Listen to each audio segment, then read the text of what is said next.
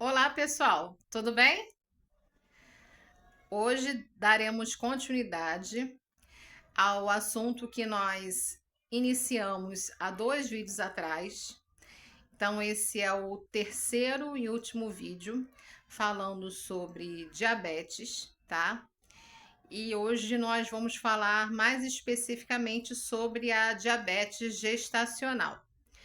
Mas antes da gente entrar no assunto propriamente dito, quero pedir a você que está nos assistindo pela primeira vez que, por favor, se inscreva no nosso canal, especialmente no YouTube. Se você ainda não nos acompanha por lá e está nos acompanhando pelas demais redes sociais, tá? O nome do canal no YouTube é Pergunte a Cláudia. Você pode se deparar com outro canal com o mesmo nome, mas você vai conseguir identificar bem qual é o nosso canal, porque tem minha fotinho lá na época que eu estava carequinha com fundo rosa, tá bom? E você fazendo isso vai estar nos ajudando bastante na divulgação. Assim, também, por gentileza, compartilhe esse conteúdo com familiares, com colegas, com todo mundo que você achar que possa ter interesse, tá bom? Muito obrigada. Então, prosseguindo, conforme nós falamos nos vídeos anteriores, a diabetes ela é uma doença crônica relacionada a ao aumento da glicemia, ou seja, ao aumento da concentração de glicose no sangue, né? Ela tem por principal característica a hiperglicemia, tá? E no caso da diabetes gestacional, em especial ou diferente das demais, ela é uma condição exclusiva durante o período gestacional, daí esse nome, tá? Então, a gestante, ela não tem histórico de hiperglicemia anterior à gestação, tá? Ela até pode ter um histórico familiar de diabetes na família, mas não necessariamente, tá? Os fatores de risco, né, que podem levar à diabetes gestacional. Por exemplo, gravidez após os 35 anos de idade, gravidez de mamãe obesa, tá? Mamãe já hipertensa. Então, são alguns fatores de risco aí que podem facilitar o surgimento da diabetes gestacional. No entanto, existem mulheres que não têm nenhuma dessas condições e desenvolvem a diabetes apenas no período da gravidez. E ela também tem uma exclusividade, né, de que após a gestação, a glicemia ela se normaliza e aquela mulher sai do quadro diabético. E qual é o risco tanto para a mãe quanto para o bebê? Para o bebê, geralmente o feto de mães diabéticas acaba se desenvolvendo muito rapidamente, ganhando peso muito rapidamente, né? Um peso além do peso referente ao peso da sua maturidade, tá? Então o bebê tá com tamanho grandão, tá com peso elevado, mas o grau de maturidade dele, ou seja, o período de semanas da sua gestação, não é referente, não equivale àquele tamanho todo que ele está. E por consequência, ele pode acabar nascendo prematuramente, né? Vai acabar tendo um parto prematuro, e aí ele pode não estar com os órgãos preparados para realmente ter aquele parto, para nascer, tá bom? Para a mãe, tem outros riscos também associados, como também o aumento de triglicerídeos, e também pode levar a um quadro de síndrome de hipertensão, síndrome de hipertensão gestacional, que é mais conhecido como pré-eclâmpsia.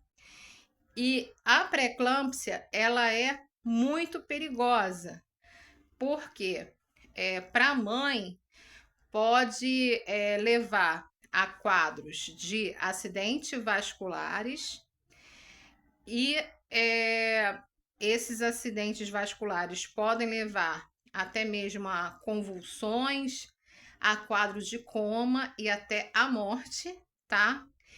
E para o bebê pode levar também à morte, porque a hipertensão arterial diminui a oxigenação que é disponibilizada para esse bebê. Por quê? Porque atrapalha o fluxo, a troca, né, do sangue entre a mãe e o bebê. Então, esse bebê ele acaba ficando desprovido de oxigenação e ele pode vir a óbito, né? O feto vir a óbito, mesmo antes de nascer, tá?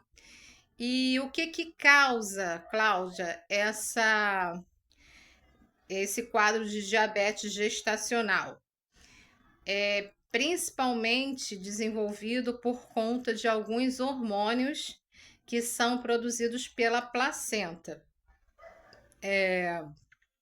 Esses hormônios provocam uma resistência à insulina. Lembra de quando a gente falou de resistência à insulina? Que a insulina ela é um hormônio que sinaliza para a glicose ser absorvida pela célula. Então, quando a gente fala de resistência à insulina, o corpo ele não está reconhecendo a insulina que está sendo produzida. Então, embora o pâncreas, né, as células beta-pancreáticas lá das ilhotas de Langerhans estejam produzindo insulina mais do que suficiente, essa insulina ela não está fazendo o papel dela. Então, daí, né, essa questão de aparecer somente na gestação.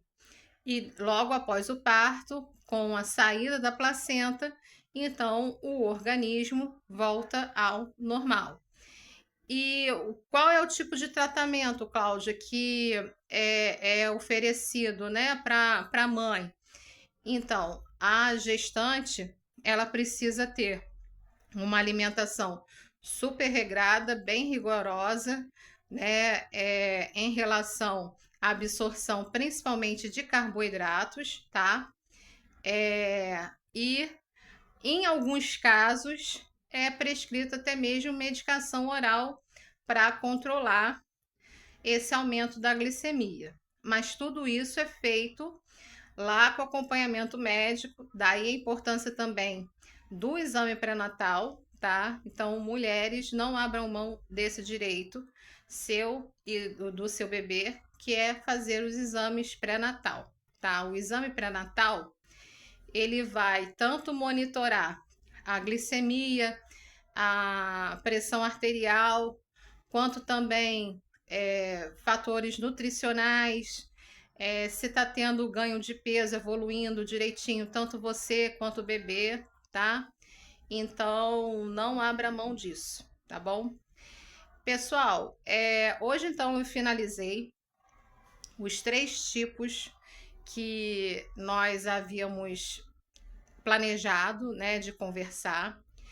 Existem ainda mais 2 tipos de diabetes que não são muito comuns, tá? Mas futuramente a gente pode estar conversando melhor sobre eles. E a partir da próxima semana, algumas pessoas têm me pedido a questão de eu fazer um breve relato, né, sobre como que foi a questão do período em que eu tive, né, com mais ativa em relação ao câncer, né?